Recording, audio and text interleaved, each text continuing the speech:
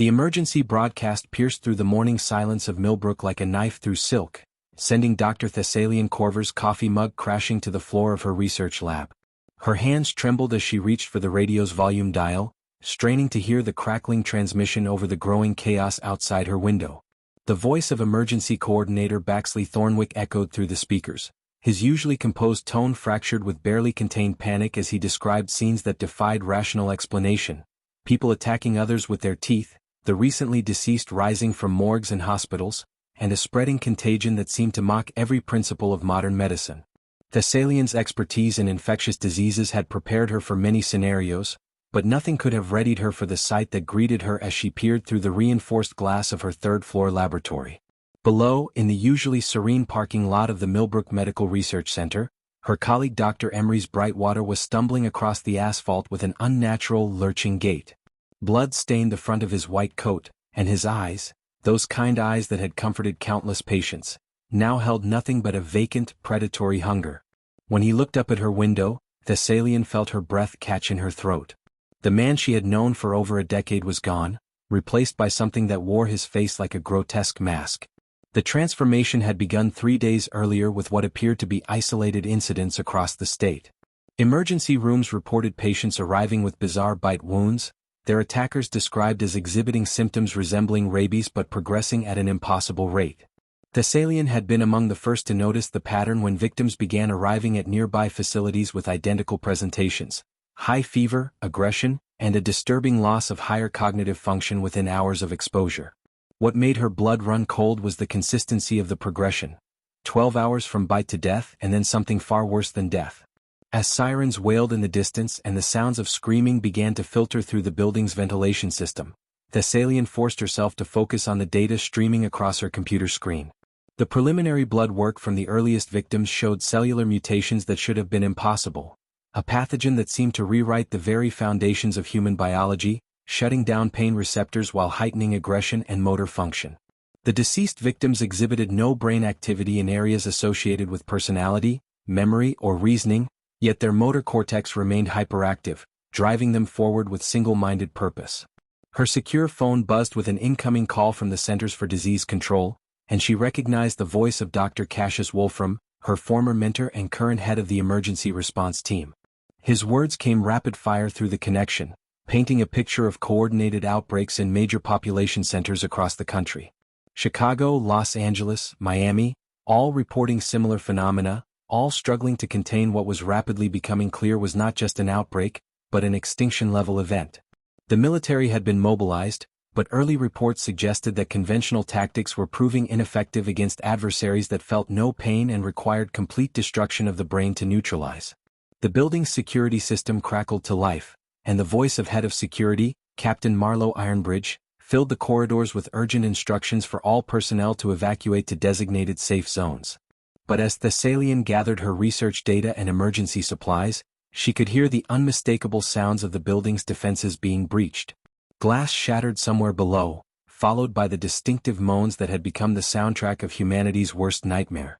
The elevator system had been disabled as a security measure, leaving only the stairwells as escape routes, and the emergency lighting cast everything in an ominous red glow that made shadows dance like specters along the walls. Moving with practiced efficiency born from years of emergency drills, Thessalian secured her most critical research files in a waterproof case and slung her emergency kit over her shoulder. The data she carried might be humanity's only hope of understanding this plague, but first she had to survive long enough to share it. As she approached the stairwell door, she could hear footsteps echoing from below, not the quick, purposeful steps of evacuating colleagues, but the slow, dragging shuffle that had become synonymous with the infected. Taking a deep breath, she pushed open the door and began her descent into an uncertain world where the rules of life and death had been rewritten, and where the greatest threat to humanity's survival might not be the zombies themselves, but their own ability to work together in the face of unprecedented horror. Captain Marlowe Ironbridge had seen combat in 3 different theaters of war, but nothing had prepared him for the sight of his own security team turning against each other in the basement levels of the research facility.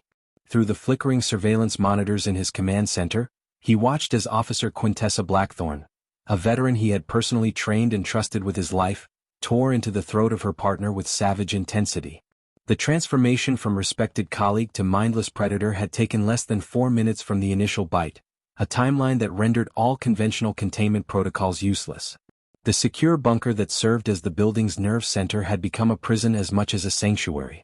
Alongside Marlowe, 3 other survivors huddled around the bank of monitors, their faces illuminated by the blue-white glow of screens showing the systematic collapse of their carefully ordered world. Dr. Thessalian Corver had managed to reach the command center just as the last of the upper floors fell to the infected. Her research case clutched protectively against her chest like a shield against the chaos. Beside her, maintenance supervisor Kieran Shadowmere methodically checked and rechecked the bunker's ventilation systems, his weathered hands steady despite the horror playing out beyond their reinforced walls.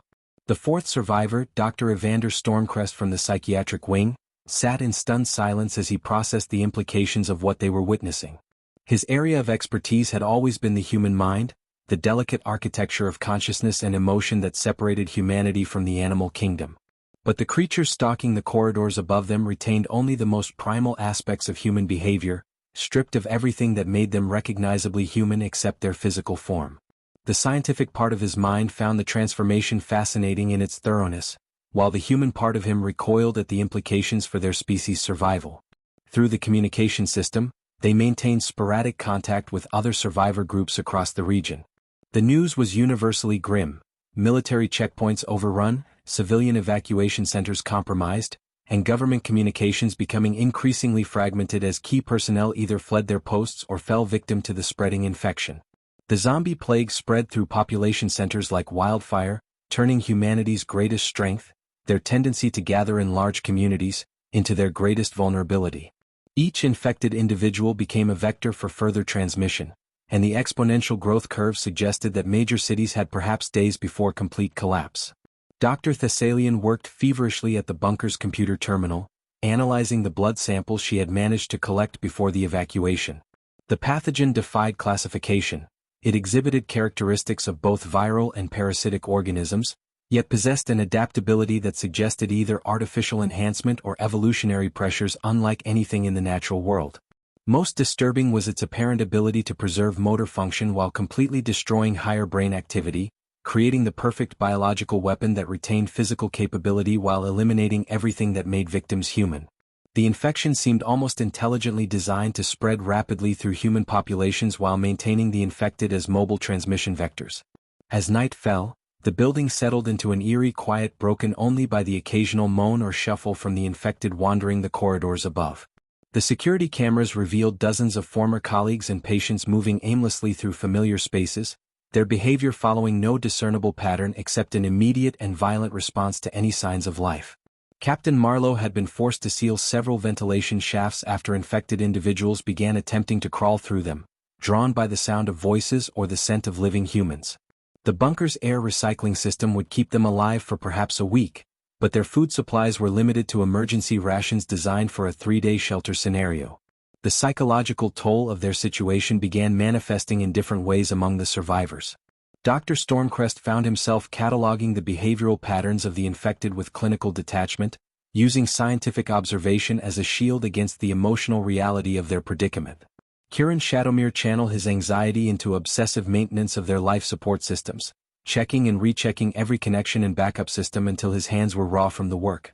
Dr. Thessalian threw herself into her research with desperate intensity, convinced that understanding the pathogen was their only hope for survival, while Captain Marlowe maintained their security protocols with military precision, treating their situation as just another tactical challenge to be overcome through proper planning and execution.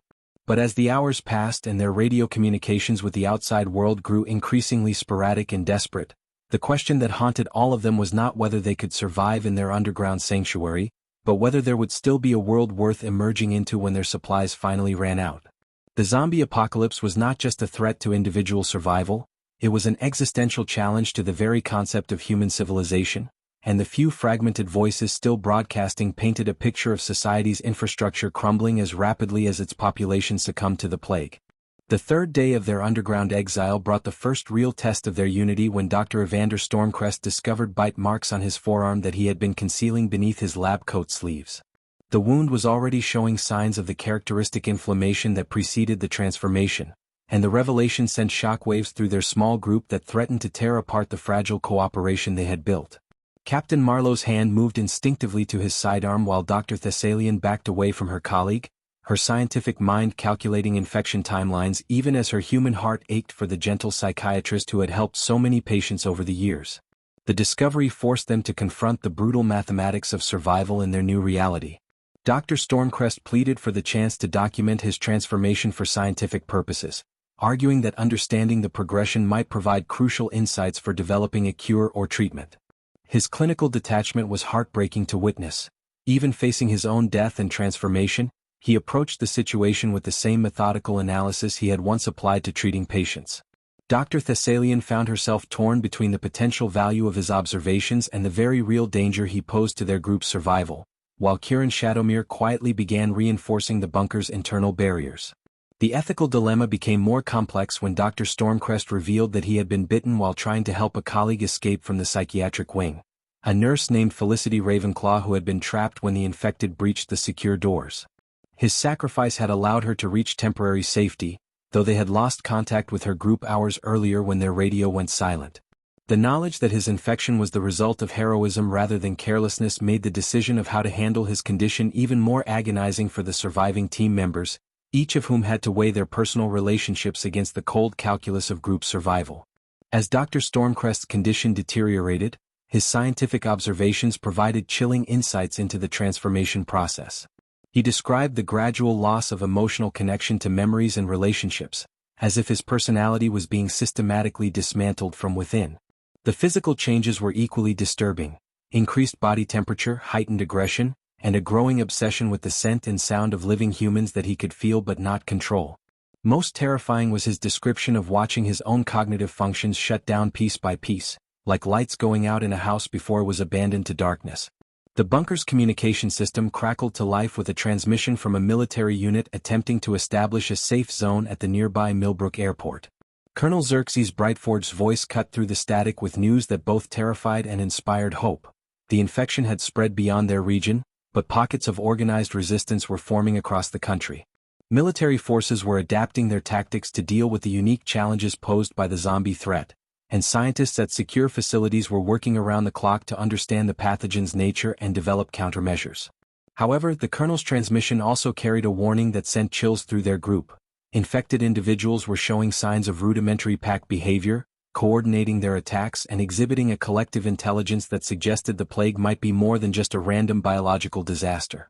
The decision about Dr. Stormcrest's fate ultimately came down to a vote, a democratic process that felt both civilized and barbaric given their circumstances. Captain Marlowe argued for immediate isolation to protect the group, while Dr. Thessalian pushed for allowing him to document his transformation until the final moment, believing the data could prove invaluable. Kiran Shadowmere, whose practical nature had kept them alive through 3 days of horror, suggested a compromise that would allow for observation while maintaining safety protocols.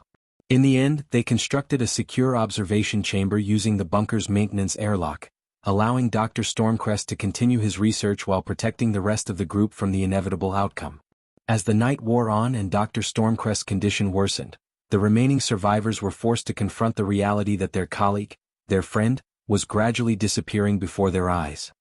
His final coherent communication was a series of research notes about the neurological changes he was experiencing, delivered with the same professional calm he had once used to comfort frightened patients. But as his transformation neared completion, the thing that had been Dr. Evander Stormcrest began to claw at the reinforced glass of his isolation chamber with increasing desperation, and the survivors were left to grapple with the knowledge that they might soon face similar choices about their own humanity, should any of them suffer a similar fate. The fourth day shattered their remaining illusions about the nature of their predicament when the bunker's sensors detected coordinated movement patterns among the infected throughout the building above. What Dr. Thessalian observed through the security feeds defied every assumption they had made about the zombies' capabilities. Groups of infected individuals were working together to systematically search the facility, moving with a purpose that suggested retained problem-solving abilities. The creature that had once been Dr. Evander Stormcrest responded to these movements with increasing agitation, pressing against the glass of his isolation chamber and emitting low sounds that seemed to communicate with the infected roaming the upper floors. Captain Marlowe's military training kicked into overdrive as he analyzed the tactical implications of their discovery. If the infected could coordinate their efforts and potentially communicate, then traditional defensive strategies based on individual zombie behavior would prove inadequate. The bunker that had seemed like an impregnable fortress suddenly felt like a trap, especially when they realized that the infected seemed to be systematically testing the building's infrastructure for weak points. Through the maintenance cameras, Kieran Shadowmere watched in horror as groups of zombies worked together to operate doors, manipulate simple mechanisms, and even use basic tools, capabilities that transformed them from mindless monsters into a genuinely intelligent threat. The psychological impact of this revelation was devastating for the survivors. Dr. Thessalian had clung to the hope that the infected retained no human consciousness, making their destruction a medical necessity rather than murder. But the evidence of retained cognitive abilities forced her to confront the possibility that some fragment of the person's mind might survive the transformation, trapped within a body driven by alien impulses. The implications were horrifying. Every zombie they might be forced to kill could potentially be a conscious person, aware but unable to control their actions, experiencing their own transformation as a living nightmare from which death would be the only escape.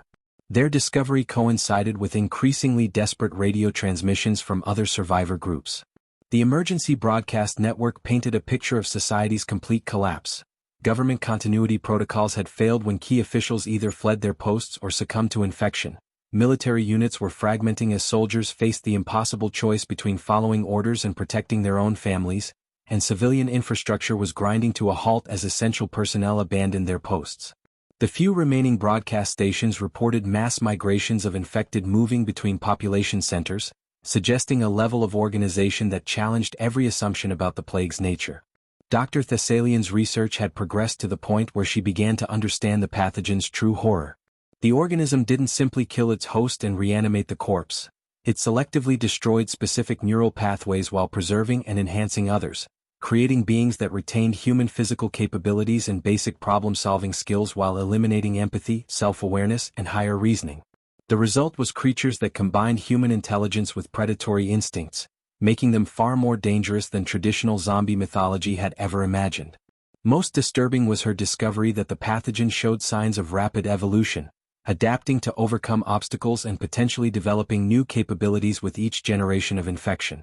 The breaking point came when their communication with Colonel Brightforge's military unit revealed that the safe zone at Millbrook Airport had been overrun. The Colonel's final transmission was a fragmented account of infected individuals using vehicles, weapons, and coordinated tactics to overwhelm the military's defensive positions. His last words were a warning that the zombies were not just mindless eating machines, but an organized force actively working to eliminate all remaining human resistance. The transmission ended with the sound of gunfire and screaming, leaving the bunker survivors to contemplate the possibility that they might be among the last living humans in their region. Faced with the reality that their underground sanctuary was no longer safe and that the world above had been fundamentally transformed, the survivors were forced to make an impossible choice. They could remain in the bunker and hope that their supplies would outlast the infection, or they could attempt to escape and seek other survivor groups, risking exposure to an enemy that was proving far more intelligent and adaptable than they had ever imagined. The decision was complicated by Dr. Stormcrest's condition. Now fully transformed but contained, he had become both a potential source of crucial intelligence about zombie behavior and a constant reminder of what awaited any of them who failed to avoid infection. As they debated their options, the sound of systematic tapping began echoing through the bunker's ventilation system, a rhythmic pattern that suggested the infected had located their hiding place and were working methodically to find a way inside. The systematic tapping evolved into coordinated drilling sounds as the infected began working through the bunker's reinforced barriers with tools and equipment they had scavenged from the facility's maintenance areas.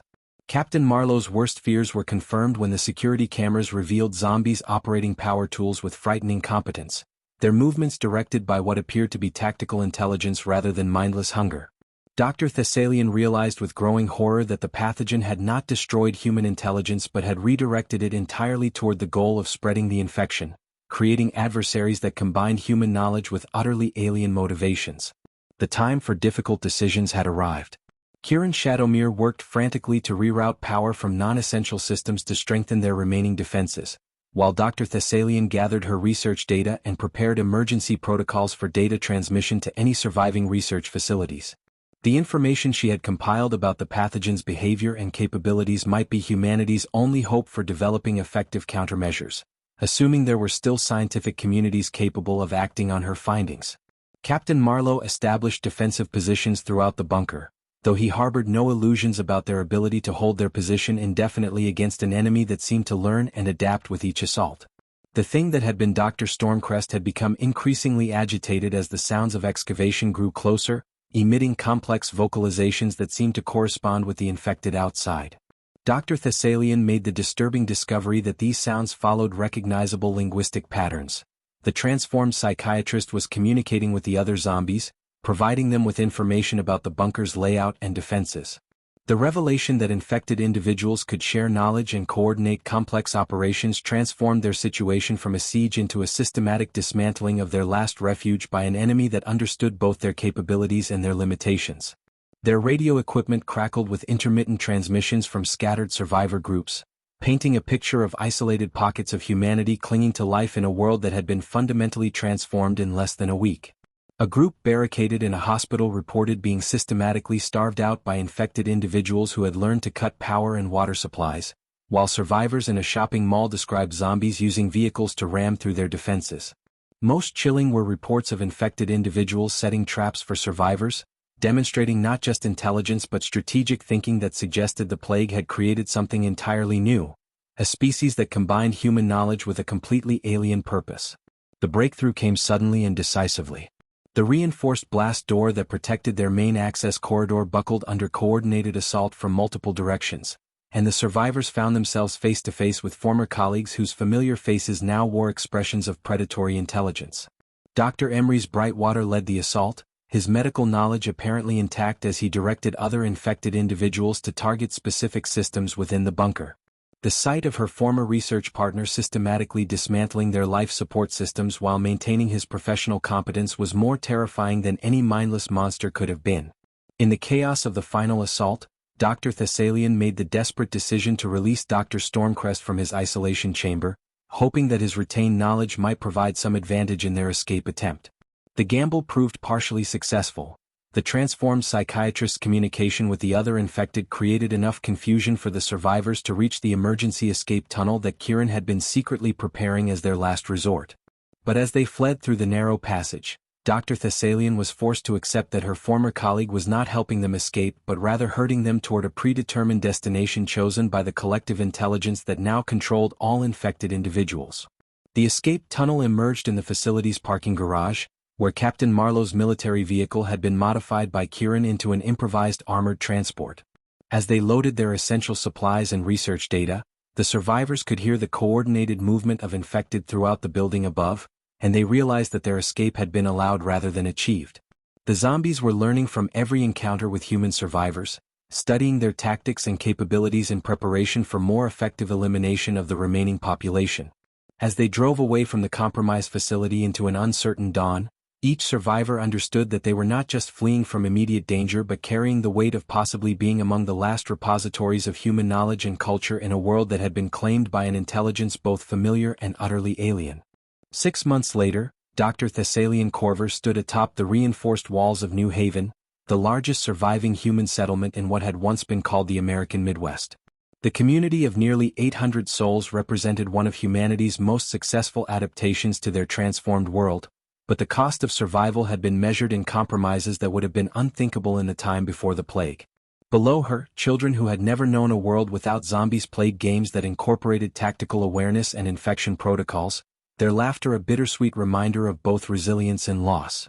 The research data she had rescued from the Millbrook facility had proven instrumental in developing the settlement's survival strategies, though a cure remained frustratingly elusive. The pathogen continued to evolve, showing an adaptability that suggested either artificial intelligence or a natural selection process operating at unprecedented speed. More disturbing were reports from long-range reconnaissance teams describing infected communities that had developed sophisticated social structures, with specialized roles and apparent technological capabilities that challenged the very definition of the zombie threat. Humanity was not fighting a plague but competing with a new form of intelligent life for control of the planet. Captain Marlowe had become New Haven's military commander, adapting conventional warfare tactics to address an enemy that learned from every engagement. The settlement's defenses incorporated lessons learned from dozens of zombie assaults, including electromagnetic barriers that disrupted the infected's apparent ability to communicate and coordinate their attacks. But each successful defense came at the cost of revealing human capabilities to an enemy that seemed to possess collective memory spanning all infected individuals. The war had become a chess match between human innovation and alien adaptation, with the stakes being nothing less than the future of consciousness on Earth. Kieran Shadowmere's expertise in infrastructure had become the foundation of New Haven's survival, creating closed-loop systems for power, water, and food production that could operate independently of the collapsed civilization beyond their walls. His workshops trained a new generation of engineers and technicians whose skills focused on sustainability and defense rather than comfort and convenience. The settlement had achieved a form of stability, but it was the stability of a besieged fortress rather than a thriving community, and everyone understood that their current way of life was a temporary adaptation rather than a permanent solution. The most haunting aspect of their new reality was the moral complexity of their situation. Dr. Thessalian's research had confirmed that infected individuals retained fragments of their original personalities and memories, trapped within minds that had been rewired for purposes they could not comprehend or resist.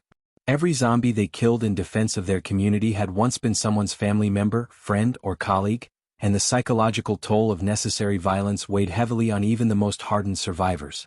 Some members of the community advocated for attempting communication or rehabilitation, while others argued for more aggressive expansion to claim territory from the infected populations. As sunset approached and the daily security protocols began, Dr. Thessalian reflected on the question that had driven her research since those first desperate days in the bunker: whether humanity could truly band together against the zombie threat, or whether the price of survival would ultimately transform them into something that no longer deserved the name human.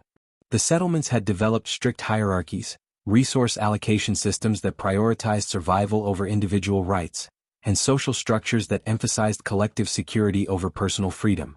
They had survived the initial outbreak, but the society they were building bore little resemblance to the civilization they were trying to preserve. The radio crackled with the evening reports from other survivor communities scattered across the continent, each one a small beacon of human persistence in a world that had been claimed by alien intelligence. Their numbers were growing slowly, births barely outpacing losses, and technological innovation continued despite the constant pressure of survival. But the infected populations were also growing and evolving, developing capabilities that suggested they might eventually achieve technological advancement that could outpace human development. The future remained unwritten, balanced precariously between human determination and the inexorable spread of consciousness that had already claimed the majority of their species. Standing in the growing darkness, Dr. Thessalian watched the lights of New Haven flicker to life behind walls that represented both protection and imprisonment. Humanity had answered the question of whether they could band together against the zombie threat. They could, and they had, but the cost had been a transformation almost as profound as the plague itself. The children playing in the courtyard below would inherit a world where cooperation was mandatory, where individual desires were subordinate to group survival, and where the enemy wore familiar faces that served as constant reminders of what they had lost. Tomorrow would bring new challenges and new adaptations, but tonight, for just a moment, the simple fact of human voices raised in conversation was enough to justify the struggle to preserve whatever fragment of their original nature could survive in this transformed world.